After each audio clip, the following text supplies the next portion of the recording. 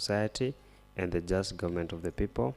We beseech you to behold with your abundance that shall come under our deliberation in so just and faithful a manner as to promote your honor and glory, and to advance the peace.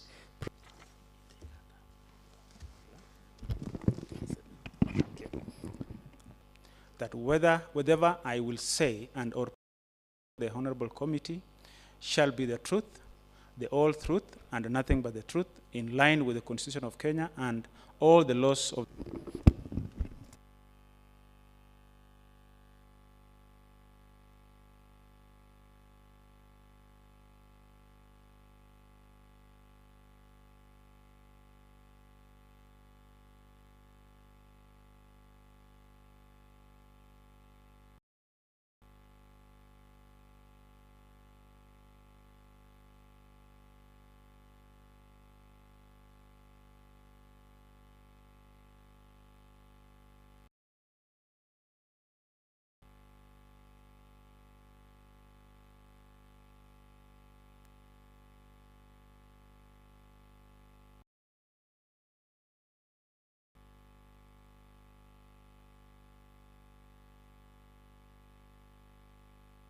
Honorable Nominee, this is a committee on a Kirongo Eliud, member to the Mutual, member to the committee. A member of the committee. You may proceed to introduce the Secretariat. Thank you, Chair. My name is Barnaba Koske, the clerk to Nandi County Assembly. Together we have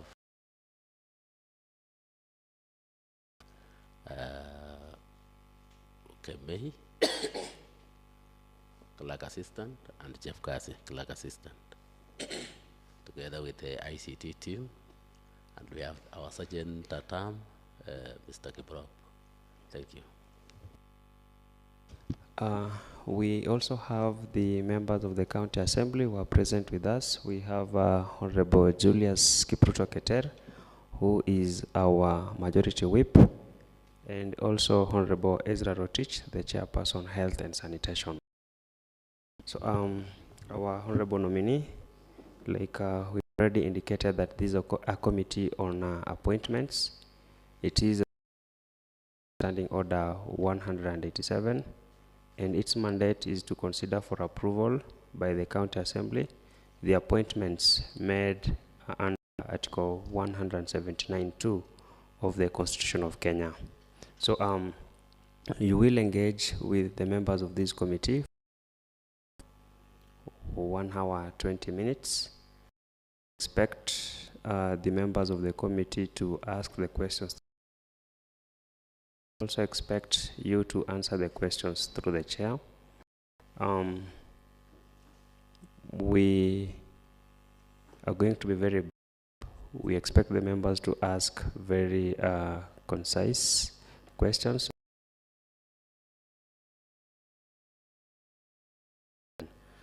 Before we proceed, I want to confirm whether you have the following documents: the ID card or passport, the academic documents, the curricular vitae, and also the clearance forms. If you have them, kindly submit them to the clerk for verification.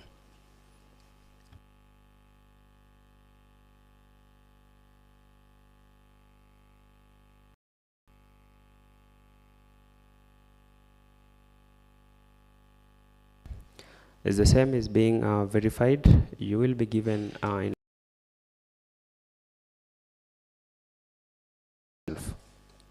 welcome. My name is Dr. Kiplimo Lagat Benard, and was admitted to Moi University. Was lucky to be a student leader, which I served under the Moi University student. And also while at high school, I was privileged to serve as while serving as a I championed a number of projects that upon my completion of completed in 2013, Kenya to serve at the county government of Nandi, appointed duly as a county executive committee member. A number of projects then, that is in Mosoriot. I pursued a number of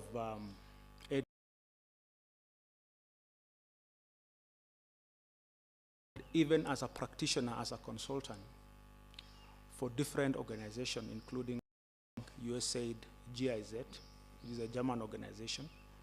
And much of my work is on food policy and value chain development. And when I go to this department, I started a number of initiatives, which I'll just mention a few. One is that we reorganized the projects that we were having in the department to be in line with the priorities of the residents of Nandi. And one such project that the governor had dearly persuaded the residents to support in was on the dairy industry. I immediately embarked on developing the dairy strategic plan for the county. And we started the project that was dear also to the governor and the people of Nandi on the establishment of the milk processing plant. But it was not just about having the value addition of it, but also supporting the farmers to be able to increase production and productivity, supporting the cooperatives, supporting the common interest groups of farmers. And that is a project that I've been pursuing mainly at the department, including others. And I think we've succeeded to increase production and productivity, and also because agriculture involves a lot of mobilizing farmers to understand them. And I think out of my technical augment and capacity, I've been able to mobilize to support a number of key value chain in, and one of it is the milk processing plant that is in Kabiet. Be automatic when it is like that, but it's not always like that. Why I say so is because it is out of determined, focused, and internal leadership that you provide to be able to attract even the resources that you get to do the projects that you're doing. So I would consider that project to be one of my success projects that I've pursued, because the World Bank to fund the project, which they were not to fund originally. If you go to other counties, and I think this is one of the only projects that World Bank project in the country has successfully funded. Of all the 21 counties, they look up to Nandi as one of the most successful in identifying priority projects that appeals to many. And I think this has been very successful. We have also a number of other projects in other value chains, like in poultry. We have a slaughterhouse that's to the market, but we are expecting it to do more, because agriculture is a docket that is service-oriented. We've done some cooperatives, and I think Nandi prides itself now a critical mass of cooperatives that have reached the stage to commercialize. But it's still a journey. Department, we've been able to turn around a number of projects into. We're doing now around 15 minutes on the introduction part. Kindly, you can just wind up on that. That I would say it's not yet complete. We're still moving, and I'm hoping that with this house giving me an opportunity to serve, I will be able to partner closely with the House and with the governor to ensure that we operationalize the projects we've initiated. We also mobilize resources outside the envelopes to make sure that we even reach more households. We've been working with the farmers to target on what they need to do to turn around their economic opportunities. Thank you. Thank you, Honorable Nominee. Introduction. Want to confirm whether you have the following clearances forms: the Director of Criminal Investigation,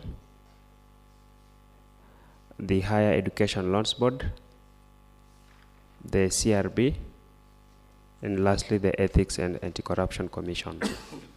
Thank you. Do you have any criminal record or a case pending before a court of law or a tribunal? Kindly speak directly to your mic for answered purposes. I do not have any criminal records. Thank you. What is the nature of your citizenship? Are you a dual citizen or you only a citizen to this republic? I'm a Kenyan citizen. Okay. Will you be kind enough just to tell this committee about your financial net worth? My financial net worth at the moment, from my inheritance, the acquisitions, I've had an experience of working for 15 years now as both teaching, working as a consultant and doing research. And from the assets that I have, should be about 100 million. About? 100 million. 100 million. Thank you. The very last question from myself is whether you've been adversely associated with practices that will depict you as bias, favorism, or nepotism in any public office. To the other members of the committee to engage. Maybe you've done little.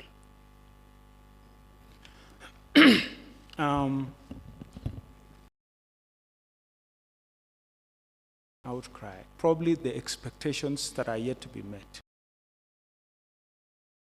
The process, remember, development is a process. It's not an event. You know, for example, in coffee, where we are saying every household must have 200 seedlings. You might not see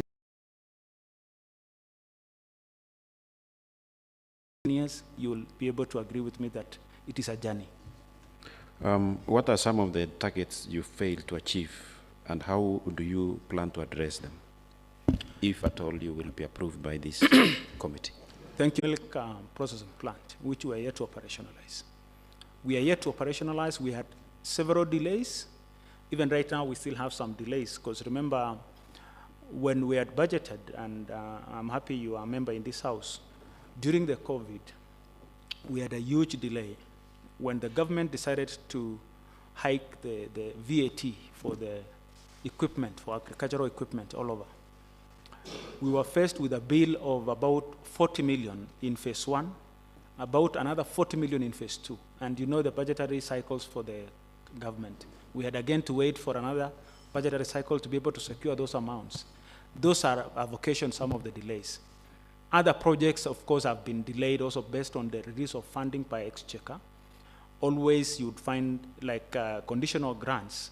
We've had for the last 2-3 years now delays. Even right now, the Senate is yet to approve the framework, the legal framework to disperse the funds.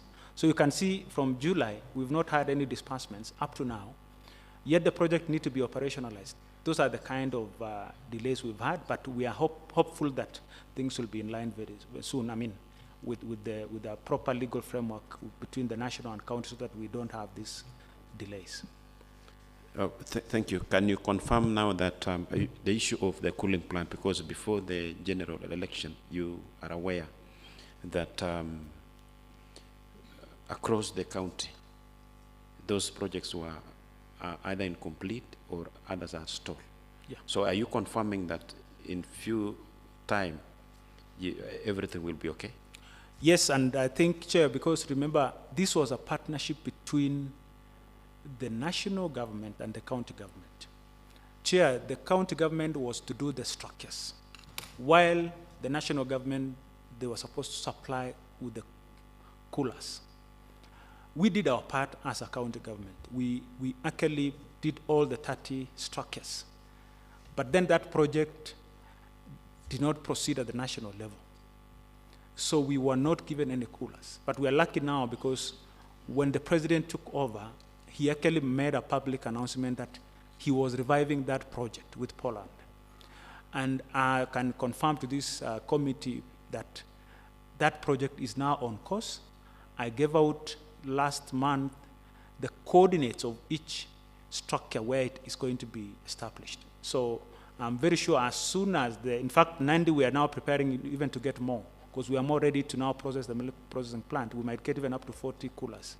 So we have agreed with some of the members of this house that we might not need to have a permanent structure. If you can have a temporary structure and there is electricity and water, we will give you a cooler. Fair enough. Thank you, Chair. I now invite Honorable Birech to engage the nominee. Thank you very much, Honorable Chair.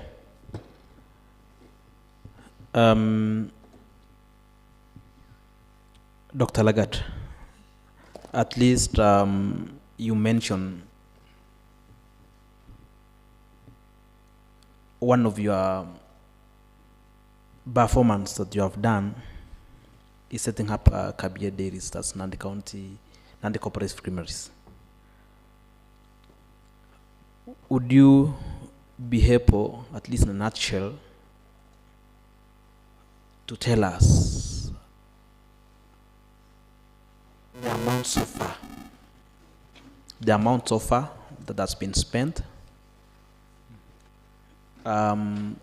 percentage of completion of Nandi Cooperative Creameries,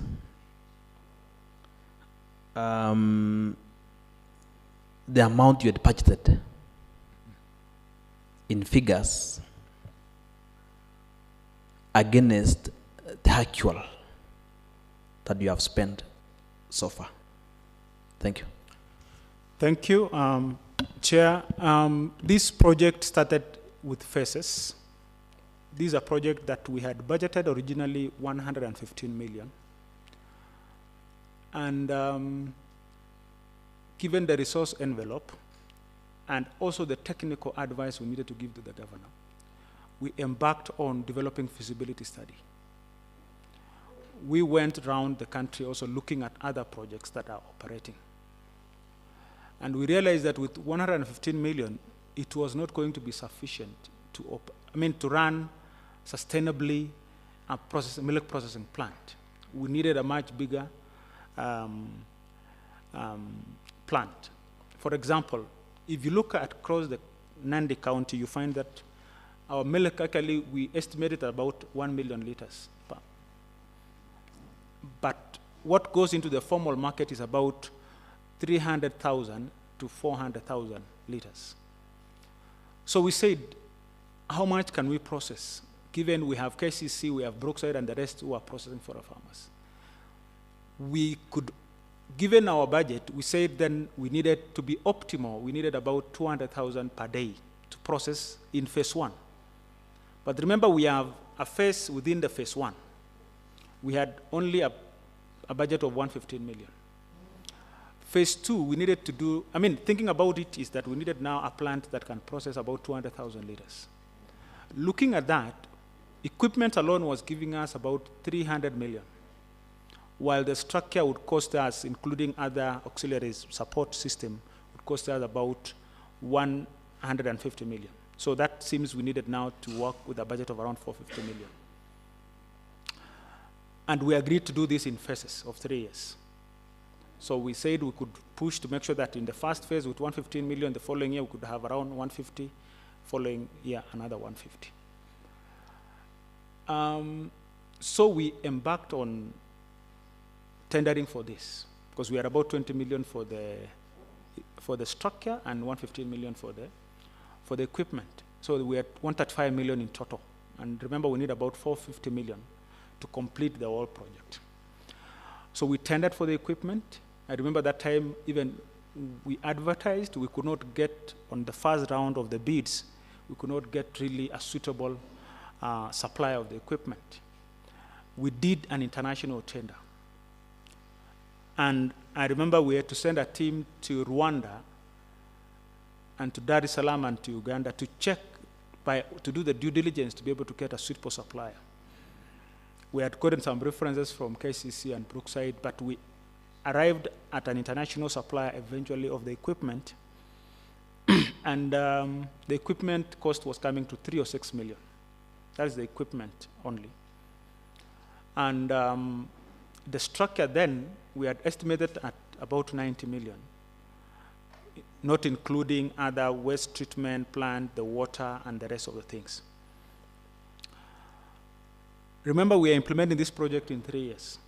So the funds flow also was a challenge with the county government. Midway, so what we did as a department is that I managed to negotiate with NARIC to fund partially this project. I told them the county government has funded this, could you kindly fund us? And they gave us initial 100 million on top of what the county now had budgeted, which is 115 million, to support. And the government, of course, we budgeted as a county now about another remaining 100 million to support this. That's how we completed the equipment part. Midway implementation, what came up was the VAT taxation that was not part of our, because when we started the project, the tax policy, the tax law then did not zero-rated all the agricultural equipment. But now it was, during COVID, they reduced the VAT from 16 to 14, and then increased from 0 to 14, whatever that was zero-rated, it became now 14%. So we needed again to raise, I remember then it was about 48 million. That means we needed to go deeper into the budget again to get these funds. But we managed also to negotiate with the donor on the contributions they were giving to also give us the part of the tax, and they agreed. But again, the shilling misbehaved. The dollar became more expensive and dear to us. So those are other factors, again, that played around the increase in cost. Because remember, the supplier had an agreement with us in dollar rate, because this was an international supplier. So you need to pay him in dollars. It means you have to buy dollars. Buying dollars, you can imagine how the dollar is right now. But overall, I think we've been able to manage the costs to make sure that we really have all the equipment now on site. At Kabiet now, we have all the equipment required. We are not importing any equipment except the consumables that are there, are to be purchased now for operations. As at now, I think the project we should be talking about between 550 million to 580, but I'll have to get the exact costings because we had some little variations as per last month on other things that needed to be fixed. Remember, before you operationalize the plant, we invited the Kenya Dairy Board, KNBS, and the rest, and they need to ascertain and certify that you are ready to operationalize. And they have identified some things that we needed to fix, and those may have also adjusted some of our rests, and that's why even during the supplementary, we have some adjustments there. But I think eventually we are looking at 600 million going into this project before operations. But after operations, we'll need some operational costs, which we have sought the House also to support. But the governor and myself, we've managed also to persuade the CS for, the president and the CS for Cooperative to support our operations. And I think operationalizing that plant will be very possible now because we are also seeing the support also from the national government. And also, of course, from the projects, I'm hoping that if I get a chance, of course, through the approval of this House, I'm still pursuing to see that we have other donors to step in to support our farmers, because also we need farmers to be able to increase production and productivity and bring more milk. Thank you. So, so you are saying equipments, was the donation or it was fully contracted? Sorry, Honorable Nominee, just to interrupt you, as you answer that question, I want us to be very, very brief because we have 45 minutes and there is a lot still to be handled. Okay, thank you. So you are saying the equipment was it donation or you contracted? In implementing a project, what happens is that once we have, you have a project, remember this is a grant, but it's a loan for the national government, at the national government level for the World Bank. So, but with us at the county level, of course, it's a grant. And remember, when we are securing these funds, we develop a proposal, a viable proposal. through my team at the department, we've been doing a lot of proposals. And when you see those funds, there are a lot of funds even at the national. But if you're not keen enough to actually mobilize those resources, they don't just come automatically. So we did proposals for the farmers. So that contribution is actually a grant to the farmers. And it's a contribution by the farmers through the grant. Okay, so you said you are anticipating to spend around 600 million, or so far you have spent 600 million. Yes, yes. At which percentage of completion? Pardon? Percentage of completion? We should be talking about 95%. 95%. Yes.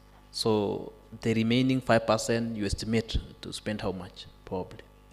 No, we For the- have for the purpose of record. the same within the same budget. Okay, so you estimate at completion to be around 600 million? Yes, yes. Thank you. I would want to take you to the next question. That is on, we rely on agriculture as part of our own source revenue as Nandi County. And would you be able to explain at least two revenue streams under Department of Agriculture, and at least how they are performing in terms of figures?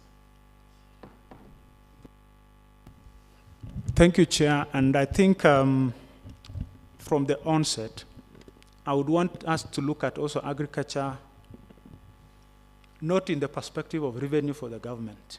And that's where we normally lose it. Why is because it's a service delivery unit. It's not a revenue unit for the government. It should be able to support the farmers to grow their economy, not to tax the farmers to run the government. It's the other way around. And if you look at it from the revenue side, you lose it. So what we normally try to do is to provide services sustainably, where if I'm giving an AI service, I calibrate the fee I charge so that it self-sustains itself. And that's why through this house, we were able to have the legal framework to allow us to actually have a revolving fund, whereby if I buy a straw of cement from Kagrik, maybe at 400 shillings, I am able to also compensate the armed service for my extension officer, for the fuel, and for the replacement of any other straws that fail, and I charge like 600 shillings as a subsidy, where the same farmer is getting the same service at 1,200.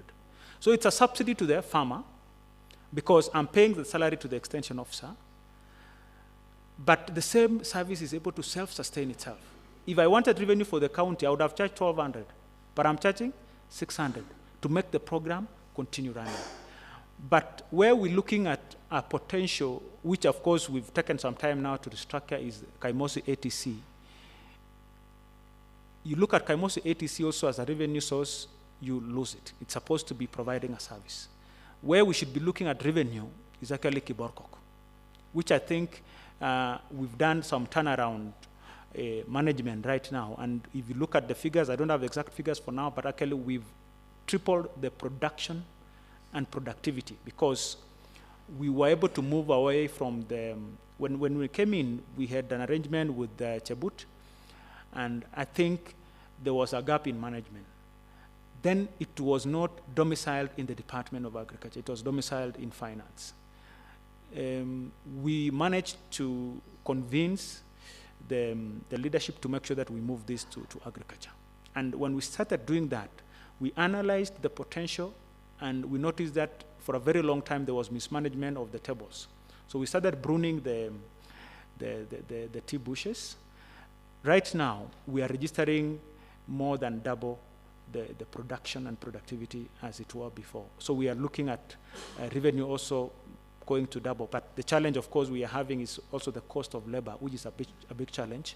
And also you notice that the location of the facility is said that there is security issues. People now still even tea at night and all that. So we've also had to invest so much on labor, on security, which is eating much of our revenue. Thank you. So how much is Kiborgo giving us currently? Pardon? Kiborgo, how much? Is the Is the so amount we're still projecting a net revenue of 17 million. annually? But we look at this in the next 2 to 3 years after all the pruned bushes are now back in operations, we should be looking at between 24 to 30 million revenue. Okay, thank you. Now, this house previously was a budget on cooling plants. Cooling plants. Would you be able to account that how this money had been spent on cooling plants? Thank you. Chair, I think for the cooling plants, we had about 1 cooling plant per ward, and with a budget of 1 million.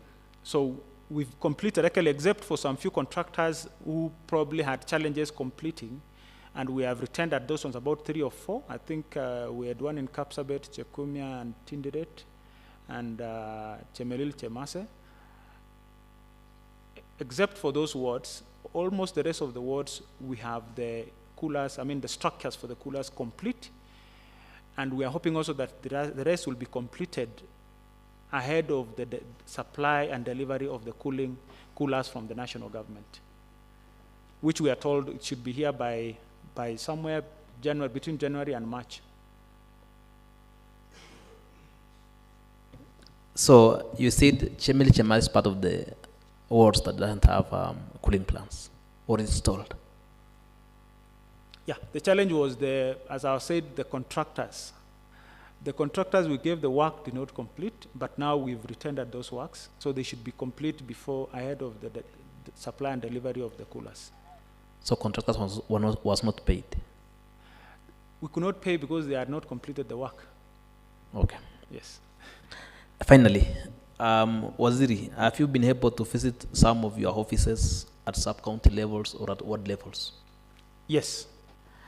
Are you aware that most of your staff are working on an conducive environment? Especially around 80% of the sub-county offices and ward offices. To an extent, they don't have washrooms. Are you aware?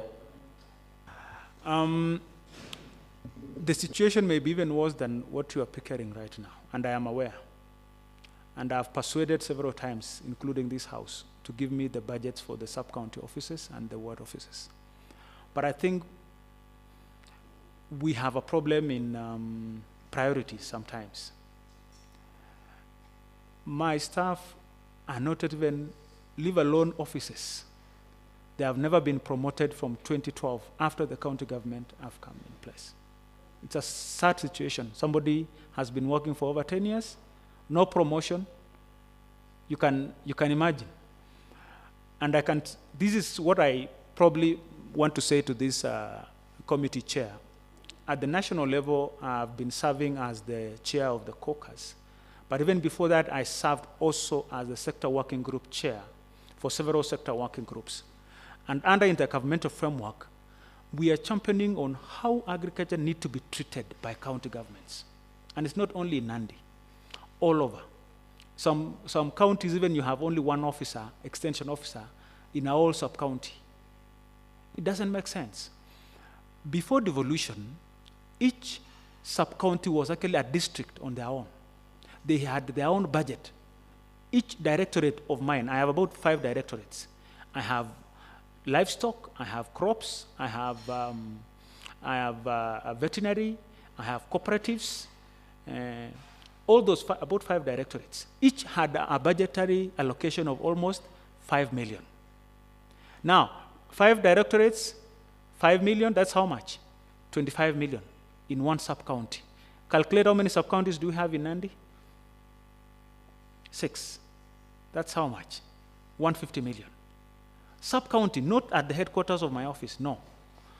In that sub-county, to run that office effectively, to make sure you have field days, you have extension officers fueling their motorbikes and going to the field every day.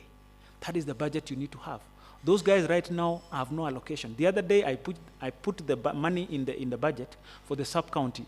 I'm told during the transition initiative, they did not create a vote for sub-counties. Those guys have never had any vote. They have to depend on the imprest from the headquarters. And to get that imprest even of 100,000, even in my office, it might take 3 to 4 months. So there is a problem structurally about how we are supporting the sub-counties. So you imagine, while we devolved resources from national government after devolution to the counties, we did not, actually, we again mopped up resources from the sub-counties, the districts then, to the headquarters. So even the officer at the sub-county to access an imprest is a problem. Offices, to renovate the office, to even supply papers and printers, photocopy machines and all that, you need to have a running budget for those directorates. If you go to the sub-county where I come from, Nandi Hills, it's a big office, but empty. Even an officer to sweep the place is still a problem. So how about even getting an extension officer to move from the office to see the family? So we have been left as a department to only pay salaries and to depend also on the donor projects. So for the officer to move from the office now to the field, it's unless there is a facilitation by an ARIC project, a SDSP project, or anything else, but not from the county government. So it's a problem, and it's not only Nandi, it's affecting all the counties. Yeah, thank you. Okay, thank you, Honorable Birech. Before I hand over you to Honorable Martin Douglas, does it mean then that our Honorable Nominee, you failed to offer leadership so as to have solutions to those problems that you're having in your department? Leadership, as I said also, you have got to do give and take. You negotiate, you persuade. I think I've been doing that, and we're making some good progress. What we've been able to do during the national extension policy that we've done, we've actually put in place to incentivize counties to put money on the last mile extension service. When I say last mile extension service, is that before even you get the donor funds or grants as a county, you must demonstrate also how much have you budgeted for the last mile extension service. How much are you supporting last mile extension service? So I believe, in fact, my tenure and duration in the department has allowed me to accumulate sufficient experience to even persuade, even at the national level, not only at the county level, to persuade budgetary allocation for the extension support for counties and agriculture. Okay, thank you. Honorable Martin Douglas. Yeah, thank you, Mr. Chairman. Bwana Waziri, I just want you to shed some light on the issue of Kiborgo, okay? Could you please let the committee know who is responsible to do with the management of Kiborgo, and especially the funds that comes out of Kiborgo? Chair, thank you for that question. Kiborgo, as I said, even from the onset of the devolution, was treated as a revenue source, and the management was then outsourced. But any income that was coming out of it was treated as revenue under the treasury, the county treasury. So really, it was not even within the purview of the department, because it was a different entity altogether, but outsourced. So it was then under George Williamson, then it moved to Chebut. Last year, we actually moved to Siret to take over the management. But at the moment, what we've decided to do was actually to have a blended sort of management, because we put in place a new management at Kaimosi ATC, and we wanted to have a closer eye on the management of the Kiborgo side. So we've allowed them to actually manage some of the activities, but in conjunction now with Siret, and we brought also in place on board the George Williamson. How we actually managed to do that, of course, after we had those we were always being questioned about the performance of Kiborkok. Yet the management was not within our department. And we persuaded the governor to allow us to really take over. And I think since we took over last year, what we did was to look at the bush management. We initiated the process of doing the bush clearing because we were getting even, you can imagine a factory that is managing for you the bush is rejecting even your own tea, saying the quality is low. Yet they're the ones managing it. So it was not making sense. And I said, we can't continue like this. We have given you the management service. You're supposed to make sure that even the harvesting of the plucking of tea is such that it meets the quality so that you can accept it also in your factory. So we've actually reorganized that now since we took over as a department to try and manage the pushes, to put in place even the new management. We've actually moved out a number of guys who were managing there, and now we've got new guys, and we should be able to see revenue coming up. Of course, it's still a revenue to the county government, but the problem is that we need to register significant revenue. The challenge, of course, is that when it's a third-party thing, we've had challenges with security around those places, and that's why the other part I found to be significant in terms of running the place. You have about 16 security officers running 3 shifts, because if you leave it empty like that, the people surrounding will come at night and harvest. If they are harvesting for multinationals, how about the one for the government? They think it's their tea, so there are things that also bring up the cost high. Yeah. Okay. Secondly, just a follow-up question about the cooling plant. I mean, you're not new to Chemelil Chemase. And I don't know, which comes first? Is it the installation of the cooling plant or the improvement of because you know it very well that Chemase, you talk about milk. Don't you think that it will just end up being a white elephant project? I don't think it will be a white elephant, because the people of Nandi almost, I know Chemase, I've seen cows there. We just need to help those guys. Actually, you have the best breeds, because it produces, if you look at the quality and the butterfat content of the milk you produce from Chemelil Chemase, it's the best. Actually, we will be depending on your milk to produce yogurt. But the issue is that we need to demonstrate to them. And I can tell you, I've visited 1 or 2 farmers in that area that are producing over 100 liters of milk. So the challenge, of course, is to mobilize them. But remember, this thing was run concurrently. We have a number of farmers that we're supporting on dairy. Probably I'll take you through the list of groups that I'm supporting in your ward that are doing dairy. Of course, once you fix that, and you have already marketed even for the milk also across, once you fix that and you support the farmers to produce feeds, the challenge, of course, with that ward is you have converted almost the whole land to do sugarcane. But if you are to produce feeds for the cows and you realize that the income from the dairy is higher than even from the sugarcane, I'm very sure a critical number of farmers will switch to dairy. And a number of them are doing that already. So, because why I'm saying this, Bwana Waziri, is I know you are cognizant of the fact that there is a dairy plant just at the border, somewhere next to Chemelil. And I mean, I don't know, because it does not serve even the, I mean, our counterparts county are not even getting the value of their money, of what they did. You see, so generally it is something that we should think about. yeah, sure. Because finally, trust you me, that project is not going anywhere. No, I'll tell you that it's possible. Let me tell you this. I went to the village chair, through the chair. You know of Kabunyeria. Kabunyeria did not have milk. They were doing coffee almost all over. We asked them through the project called Solidaridad that we were doing with them, that what did you want? They said we needed a cooler for milk. But I told them you don't have milk. They said, don't worry, we'll luckily produce milk. If you give us a cooler, we'll luckily grow the milk. I went back last year to Kabunyeria, and I was shocked to see over 10 cans, 50-liter cans, being loaded to a truck to be taken to KCC in a village where you didn't expect milk.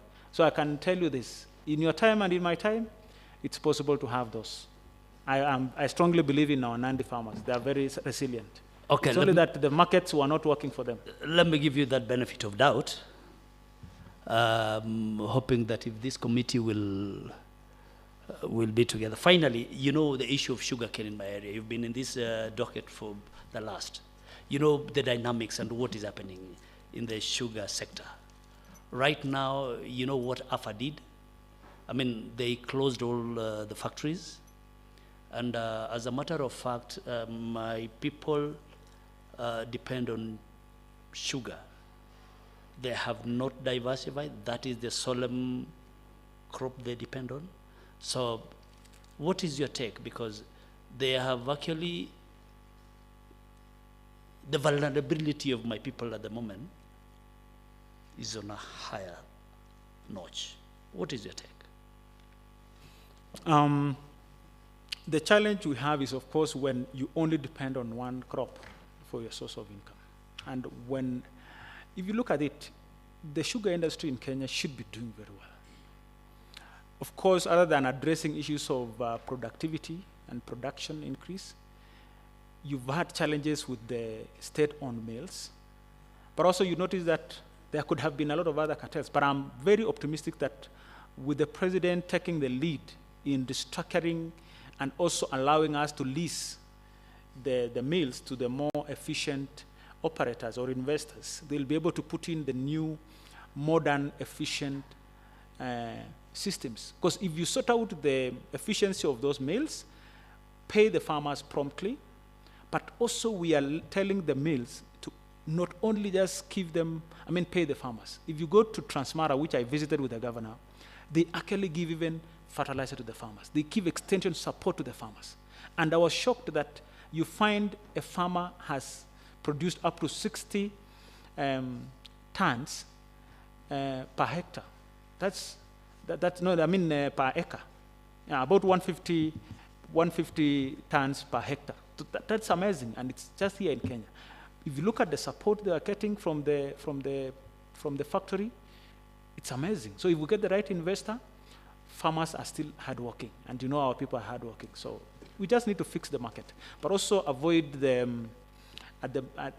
work with the leadership at the national also, so that we don't have this interference with the mills. Honorable Sarah Mutual, just want to bring to your attention that we only have 22 minutes, so let's be brief. So to the nominee again. Okay, thank you, Chair. Okay, Daktari. So my question I'm directing is, what we request here is just accountability and transparency for this committee and even for the people of the Nandi County.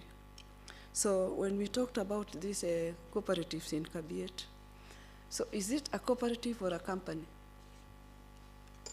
Another question is that it is being funded by NARIC, and the NARIC was actually geared for community support. So the membership of this Kabiet cooperative, was it as a result of CRGs coming together to form a cooperative, or it was just for the particular people or a group of people that came up, and a lot of funds from the NARIC have gone to that cooperative? So was it a result of the CRGs that came together to form that cooperative so that they qualify for this money of NARIC? So another thing is also here is that there is also complaints from various groups across the county on materials such as poultry incubators that were supplied by the county officials but were taken back. They are still asking where this, or they were never returned. I think your office is very much aware. Okay, you will also give us that one also. And another thing is about the tractors that were purchased by the county government. So the tractors have been going around, okay, to do some work in farms. But my question is that it seems these tractors were meant for the people who are able. Any other time we call upon them, they ask the number of acreage of the land that they are coming to work on it. And if it is less than 2 acreage, they don't come. So was it meant for those people with large farms? What about the small-scale farmers? And their majority, it is, I think they are 80% of the farmers in our county, and they are not getting services from those tractors. Again, also, who are the signatories of this account? Because the pay bill is given out, and who are the signatories? And what are the purpose of this money that has been collected? Because you have mentioned well that the department is not collecting revenue for the county. So when this money comes to this account, where does it go? And for now, I'm sure you are aware, there are some tractors which have mechanical problems. They are not working now. And there is this account. Where does this money go? And we have the tractors who have mechanical problems. So the next one is the agricultural show. This house. Sorry for interruption. Could he answer that first so that you can ask the next question, please? I think you will Or answer. it's a tied up? Yeah, ni daktari. You will answer everything. It's okay. At the same time. Okay. Okay, so daktari. We have this one also in the agricultural show. So this house had allocated some money for the agricultural show to take off. The exercise had begun for the agricultural show, and the farmers in Nandi were aware that we shall have an agricultural show this year, but you have narrowed it into a field day. So what has happened? And the process has started, but now it's coming down to a field day. So you also answer that one. Still on NARIC again, the cooling machines that NARIC have purchased, I think it's around 7. Okay, we received one in Chepterit, and there is also one in Kamwetun. So my question is that, okay, the tendering, I think you did the tendering, but was it advertised? Which paper was it put? And who was the lowest bidder? And how much was allocated for the purchase of these coolers? Because the farmers are not aware, even this house, the assembly are not aware how much was allocated, and was it advertised, and who was the lowest bidder, who was awarded the tender? Because we have the coolers with us. And another thing is also that the money of NARIC also was allocated to complete the structures of these cooperatives. The PQs were not given out. For example, in Chepterit, I only saw people going on with duties. We asked them, who is the contractor? They could not tell us who is the contractor. Where is the PQ, so that we know what is actually was supposed to be done? That is something we never saw. So, and another thing also, I think I will ask the last question, and this is on the CRGs and the CDDGs down in the community. There is a feeling that these groups were neglected, and most of the work was done in the main office, because all the projects which were funded down in the communities, there was no follow-up. And when they met their complaint, nobody could answer them. So they feel that they were neglected. There was no funds that for this monitoring and evaluation, and we find out that almost 70% of the projects that went to the community just died on the onset. What is your department? What is your department now doing? Now we have this audit going around from the national. So, and we have found out that at times even, they go as even getting individuals with projects. They requested them that they give out their projects so that they can see that there's something going on, and to showcase. But the truth is that those projects does not belong to these groups. They are personal projects. So we are, I think that there's a lot of unfairness from the headquarters, the head office, and something has to be done. So, and you have said that there are a lot of challenges in this Department of Agriculture that you have handled for the last 6 years. So is it from your feelings, don't you think that it is now high time you can relinquish and try another department so that you can achieve? Because this one has been with a lot of challenges, and still there's challenges. So I don't think that given another 2 or 3 years, you can achieve more, because it is from your osmosis that you have said that a lot of challenges, even promotions of the employees. There's a complaint even that 55 years and above are the ones getting promotion. Below 55 are not getting promotions. The Department of Agriculture, they are saying no more employment. You have only sidelined the agriculture. You are in the side of livestock, that they see a lot of employment. So, Daktari, I think you can now answer this one. But there is the last one. After you have finished with this. Honorable Sarah, for all matters of fairness, he can be able to answer that. I know there are quite a number of questions. You may try to answer all of them, but in a very shortest time possible. Kindly, please.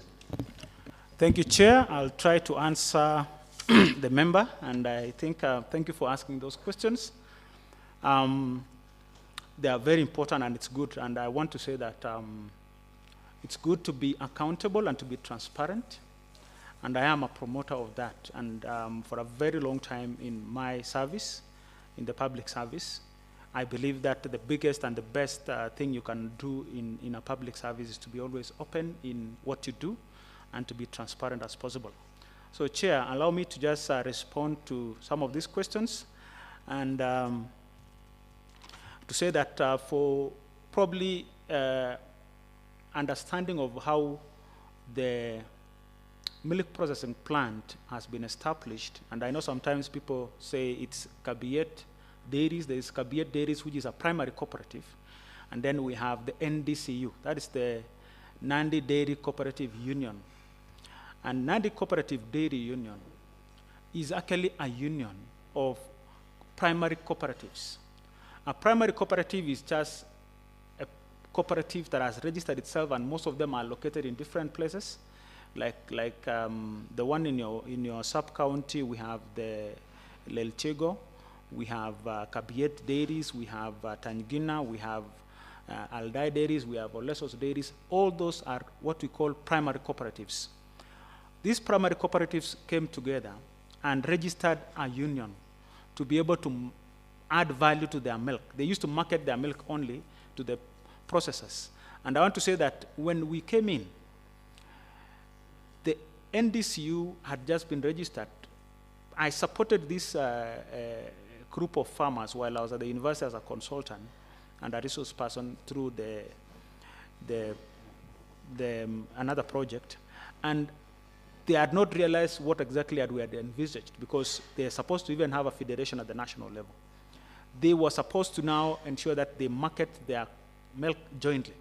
When I came in, they were selling their milk at around 24 shillings, 25, maximum was around 26 shillings. But why? Is because each one was selling their own milk independently. And I told them the secret of now bringing together their milk.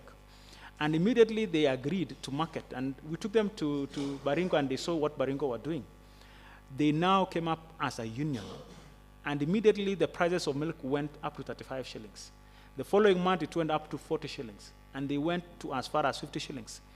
Because here you're marketing 50,000 liters, as opposed to one cooperative marketing 5,000 liters. So you bargain because you have a better bargaining power of the volumes.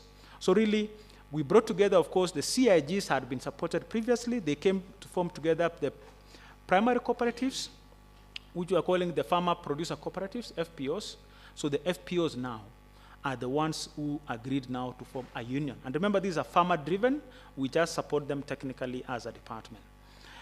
Some of the, of course, complaints, I think you've mentioned about the incubators, poultry incubators. I am aware of some of the groups that they were given the incubators, but on condition that they operationalize it. If you are keeping an incubator and you don't use it, it will be taken and given to another group. So where those incubators are, probably if I get the specific complaint, I can be able to tell where that one was taken and taken to. Because if you find a group that has been given an incubator, and that was actually on a different project originally, so it had a condition, because these are conditional support. So if you don't use the incubator, it will be taken from you and given to another group. About the tractors, we have about 8 tractors.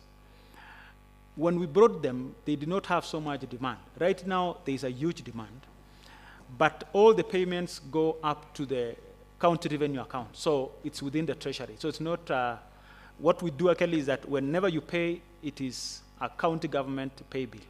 So if anyone ever pays to a pay bill that is not county government, then that is wrong. But what we know is that everybody and anybody we've been able to share our service chart, and we tell people, this is the pay bill you pay, and if you want to order a tractor, you order through the toll-free number, the 1548. So about the scale of operations, I think that's something we need to address. I've never had this complaint before, but I think this is something we need to address. How we are going to do this is, of course, and I'm very happy with this house, when we came in to request to buy the tractors, they allowed us. We didn't know the magnitude and the impact it will create, especially on dairy farmers who are doing silage. The other day, we had a lot of problems. I had to actually switch off my phone sometimes because I could not meet the demand and expectations of every person who wanted to do dairy. So we probably need more tractors in the sub-county level. My proposal has been, we have at the sub-county level, the AMS. This agricultural machinery service at the sub-county level should be closer enough to the farmers so that they don't need to pay the cost. Because if you are requesting for a tractor that is located in Kapsabet and you want to have a NECA in Chepterwoi, it does not make economic sense. Because if the fuel alone to take that tractor to that location may be a challenge. So probably we need to bring these services closer to the farmer, just like we're trying to do in the fertilizer services.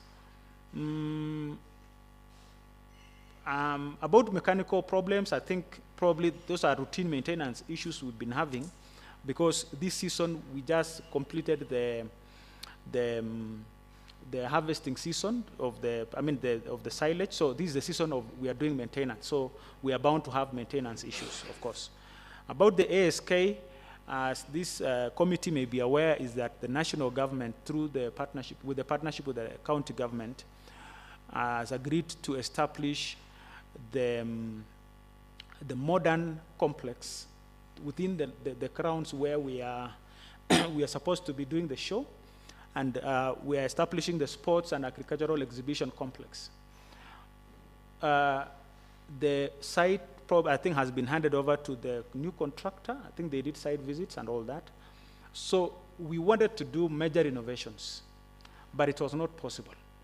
Why? It's because the site is being handed over to the new contractor under the sports department. So really, that also made us to scale down to an exhibition. It's not a field day, just an exhibition event, which also will still serve. But we are doing another major exhibition in Kaimosi. But hopefully, once that place is completed, we should be able to now have our agricultural show coming back. But we had budgeted and we were ready to take off. The coolers tendering, I think one thing probably, because it came in when the members were coming in, what happened actually, this was tendered through the local dailies. It was in the newspapers. And we had 7 coolers, but these were for NDCU.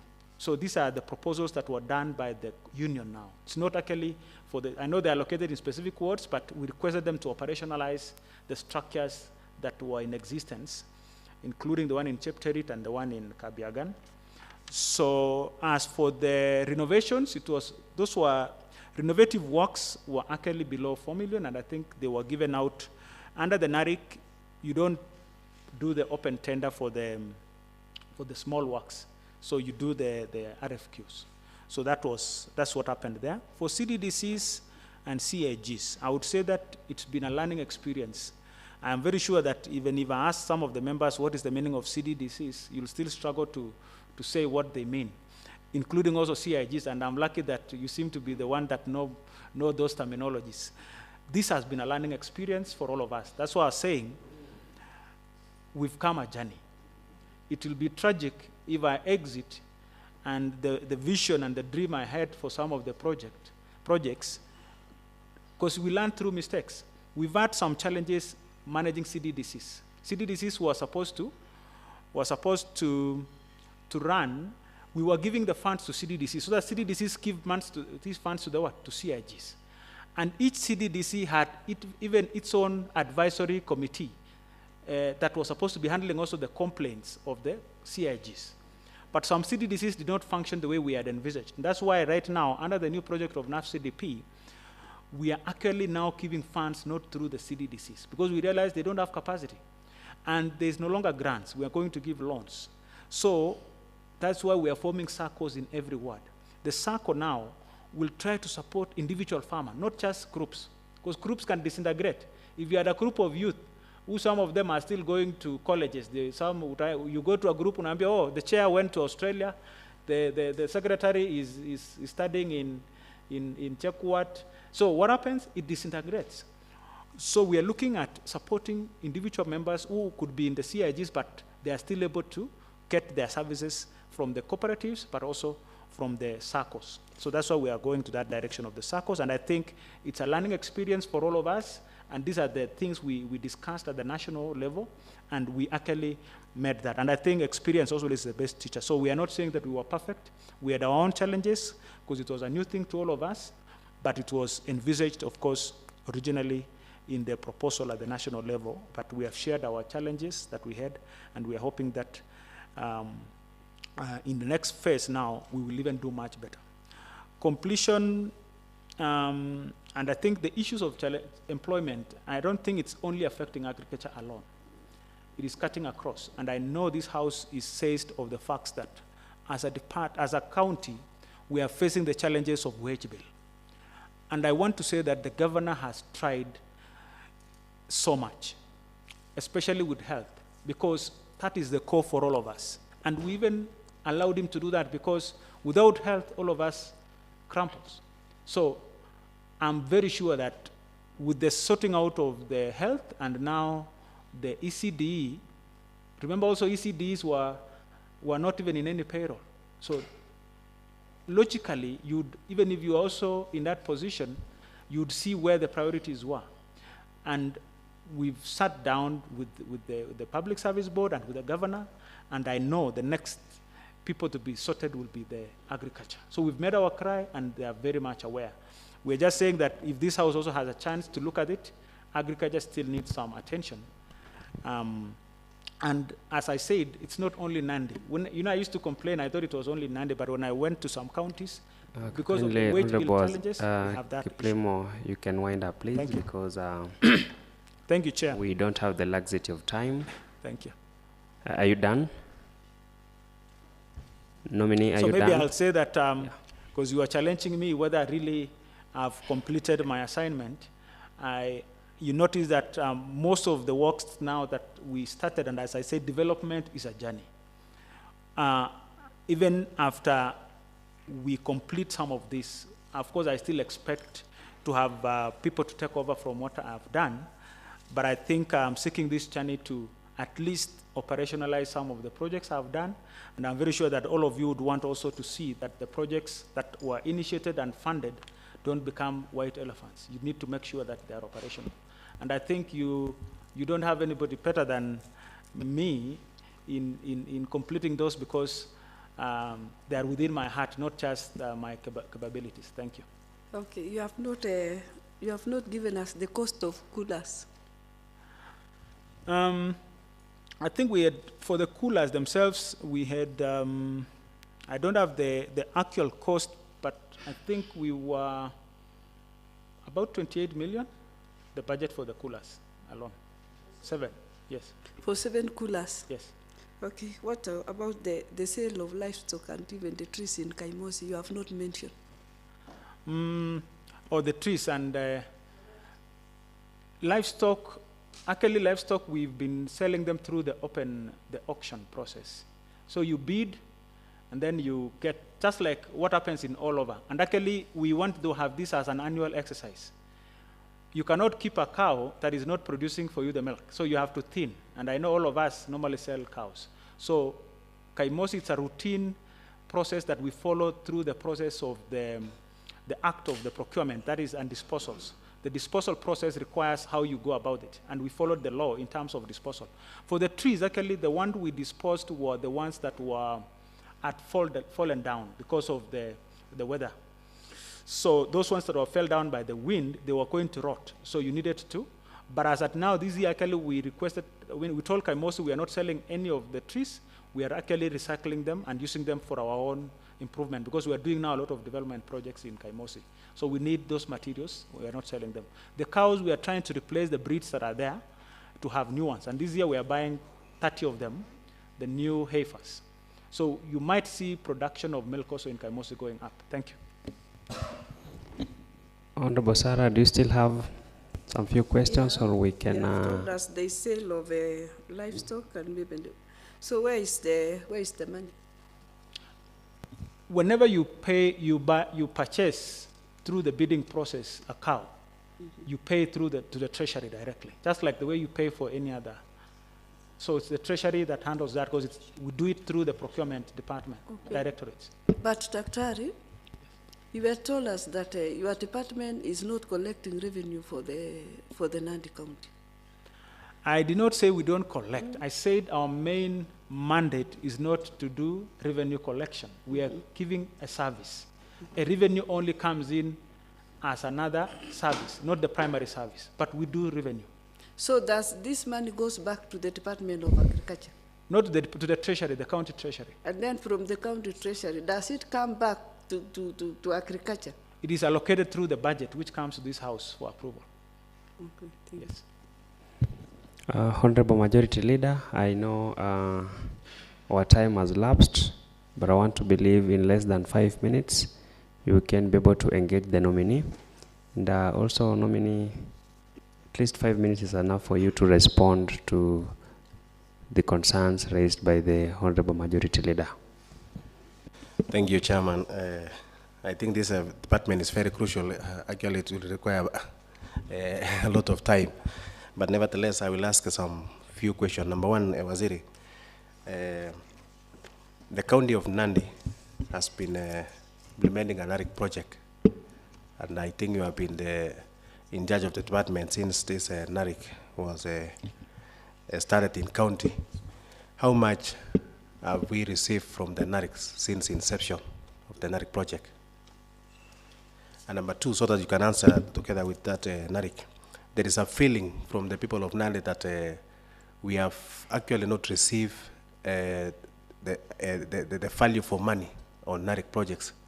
How is your take on that, on the issue of NARIC? And number three,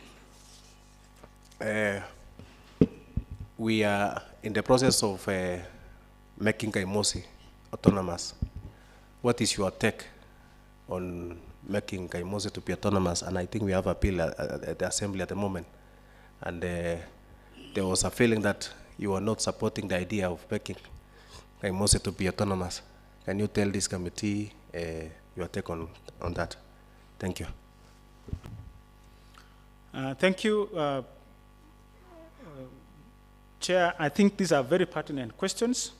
For NARIC, I think this is a project that we've implemented for 5 years. So on average, we are getting between 100 to 200 million, depending with the activities we had in the budget. And I think total amounts, including the counterpart, I don't have the precise amount, but about 900 million for the 5 years. So if you look at the average between 150 to 200 million, that's the amount we're getting. But remember, these amounts were distributed across about 4 components. You have component 1, which were going to the groups through the CDDCs. So you're giving the money to the ward level CDDC to be able to fund the groups. So we were not even directly involved in managing that. Then we had component 2, which involved now giving money to the producer cooperatives, which are the primary cooperatives now I was talking about, and also to the primary cooperatives. So we gave some funds, of course, to those cooperatives. Remember, capacity building often is a very expensive and often ignored area, which is a bit costly. And I can tell you, members, that you know very well. If, for example, you're doing capacity building, and even sensitization of leadership, for example, alone. If I take a group for sensitization, you all know the kind of budget we normally have. Same thing with farmers, when you're mobilizing farmers and all that. So we've given funds to the primary cooperatives, but also component 3 is what we are looking at, the projects which we are doing, like spring protections, supplying the tree seedlings and the seeds, but also much of the money, which as at now we've got funds given, what I said, the issue of the currency changes and VAT, the money that has gone to, as grants to Kabiet from the NARIC should be coming now to about 250 million. So it's not little money. We have also done the avocado pack house, which is one of the biggest projects also.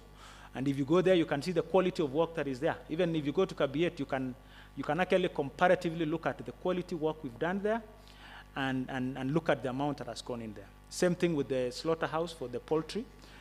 As I have said, the value for money, I have mentioned that development is intentional, and also it is a process. You don't wake up one morning and do something and expect results. It's a journey. It involves us still working with the same farmers to realize the investments, the value for the investments we have put in. For example, the milk processing plant. You've got to really be able to put this in place, and we have so many, I can confidently tell this committee that we have good model projects. I went to Meru Central, and the project started in 2014. They started with less than 10,000 liters of milk. Today they are doing 300,000 liters of milk. Same thing with our projects here. If we are very intentional, focused, and also gradually grow the produce for the farmers, we should be able to get value for money. So it is a process, it's not an event. The autonomy of Kaimosi. I think whoever may have told you that probably did not know how the journey. I developed the bill of Kaimosi autonomy in 2018. I had a task force, and I think I reported to this house that time, because I was being asked how we were going to make Kaimosi efficient and operational. But we had challenges. Of course, COVID came in and so many things came into play. But we were only lucky to have this year the support that we needed, the goodwill that we had to actually have this bill to come. And this house will, if it will check on its records, we are in the record, and I am in the record personally, proposing to this house that we make Kaimosi autonomous. And we even drafted the bill and the policy of doing the same in 2018. So this thing was not starting this year. So it's been a journey, but sometimes some policies may not be of a priority. You may not get the necessary support at that time, but I think I have been able to negotiate to have the necessary goodwill to ensure that we have that autonomy. And we are hoping that this house will grant that. Thank you. And last two questions is, another question is, you have been the chair, CC Caucus Agriculture, Republic of Kenya. What are some of the benefits the county has received, you being the chair for the caucus in agriculture? Thank you. Thank you for that question. I think, as I mentioned, my journey also for leadership at the national can be attributed to my presence in the department, which has given me the chance to accumulate experience and knowledge about what is happening in the sector. And I think sharing with my colleagues, they saw it fit that they give me a chance to lead.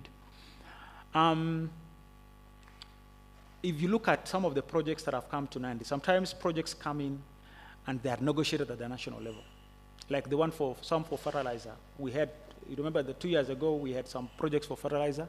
Nandi was not part of it, but because I got the wind of the project, before anybody get to know what do, I negotiate, I make sure that that project, and actually we got up to over 600 million worth of fertilizer subsidy that came to Nandi, silently, but we don't shout so much. But you see, it's also because you are at the right place at the right time. So if I was not in that position, I wouldn't have gotten information. But of course, I can say there are more also that we've negotiated, that I cannot say it here on Nini, but then when they come on board, of course, you'll be able to see and realize. But I would say that the advantage is that I am ahead of most of the people because I have more information ahead of time. I'm able to negotiate. Like as I mentioned for the coolers, I now have better information of what I need to do to even negotiate for better resources here. Thank you. Thank you. Lastly, Last question? Yeah, last question. So, lastly, there are some statements which were sought by this assembly, and I can see from the file that you didn't respond some of the statements which was sought by this house, by honorable members. Is that not the condemn to the assembly? I don't think there's any statement that has been sought and I have not responded. It's in record. I even have copies in my tablet here. So I have responded, and I think probably, Chair, the clerk can confirm. I'm very sure there is no, if we have not given, unless it's the recent one, which I was not in the office, but all those that I was in the office, I have always responded, and I've worked closely with my committee for any issue that is pending. Any in-tray and out-tray in my office has been always cleared, especially to this house. I always reach out to the clerk and even to the speaker whenever there is anything pending, and I seek their guidance even when I'm not able to respond. Thank you. Mr. Chair. Yes, Honorable Martin. Just before you wind up, Mr. Chair. Yes, kindly, please. In less than a minute, please. Please. Of course, on behalf of this committee, Mr. Waziri, I know once given an opportunity to head this department for a second term, of course, you'll be the CEC in charge of the county of Nandi. And for that purpose, you'll be traversing everywhere in the Nandi County, the 6 constituencies. When CEC, we are in receipt of some petition from somebody called Eliud Kipkorir. And this petitioner happens to come from Tinderet constituency. Just on a light note, because if you're given an opportunity, you want to be the CEC for all the constituencies. There's an allegations against you that at some point in Nandi Hills ward, you made grievous allegations to the people of Tinderet constituency, to the extent of actually terming them as primitive. Of course, there is a term called Chemngisut. Kindly, could you please clear there? Thank you for asking that question. For your information, I'm also part of the Tinderet. I know. People. Yes. And also for your information, I am part of that place also. So, and I know you are aware that also actually the only farm I have is in Jemngesut, not sure. Yes. Thank you so much. I think that question, that issue came in as a result of, it was a free talk. And some people misquoted, of course, for some reason, because when you touch some names, of course, people invoke emotions. So really, there was no malice intended. And if you even go back and follow the script, I was trying to tell the people there that you may have not had this project. Like Narik project was not in Nandi Hills. So they were always like, why we see you doing a lot in Tinderet and others. I told them, every time you map Nandi, you find that the people who are the most disadvantaged are down there. And will you give money to the people who are disadvantaged or the one advantaged? So I told them we had to start first from the worst, Jemngesut. And actually, if you look at it, I did not say it in bad sense. I was saying it in a positive sense, that we are starting, we had to allocate resources first to, and I can tell you why my passion is for the people of the, not even just generally Tinderet. If you look at the people who are living in Chepsangor and those sites, those families were actually dispossessed families from the fertile side of Nandi Hills. So they live in those sites, not because they were wishing to live in those sites. They were pushed by the white settlers to live in those sites. And that's why I was telling them, we are starting with the people who were thrown into the hilly side. And I think the word Jemngesut in Kalenjin, in Nandi, is not a negative word. It means a particular location of the land escarpment. Yes. Thank you. Honorable Waziri, is you wind up, you've only addressed yourself to the term Chepngesut, but the term primitive, because I think it was part of Okay. what I think that's why I said whoever is just trying to invoke that is trying to, there was no word primitive, and my intonation of even mentioning the word Chepngesut was in the positive sense. Just telling the people that we are trying to support people who are located in this. So if you translate even the word Chepngesut into English, you'll find that it's not a very bad word. It means you're trying to look at somebody who is on the hilly side to support first the person on the hilly side before you can support the person on the upper side. And if you listen to that clip, that's exactly Thank what you, I Chairman. meant. Thank you. Thank you. Well, so our nominee, Dr. Kiplimo, you have less than a minute to make your final submissions before this committee adjourns. Thank you, Chair, and the members of the panel and the Secretariat. I want to appreciate the opportunity to prosecute my case here as a nominee for this position of the Agriculture and Cooperative. I know this House has an opportunity to make a final decision on my approval, and I honor the decision you're going to make. And my request is that if granted this chance, because this is the second time I'm in this House, I say that we have partnered closely with the members to see the priorities that you have at the ward level. I have worked closely to know the issues affecting each member of this House. And one point in case is the one for CES, which I personally persuaded a number of us to really support it. And I think when we all agreed, we're now at the stage of just initiating implementation. So I'm looking forward to a second chance to come and work closely with you to do that. We have done for CES, for coffee, for tea, and also for sugarcane, and also for the pending projects. I work closely with the members of this House also to complete to actualize the Equitable Development Fund. And it's one of the exciting things that I want to see implemented as a county executive committee member, because I know the journey we've traveled. Without having priorities at the ward level being considered in implementation, it's always a challenge. So I think you have me as number one supporter of that particular bill. Thank you. Thank you. I think we've now come to the end of the approval hearing to this particular nominee. And on behalf of the committee, we want to say thank you for your indulgence and engagement with the members of the committee. And also want to appreciate the members of the public in the speakers gallery who have kindly followed these proceedings. So this committee will retire to do a report. And as of now, you stand discharged to do your other duties.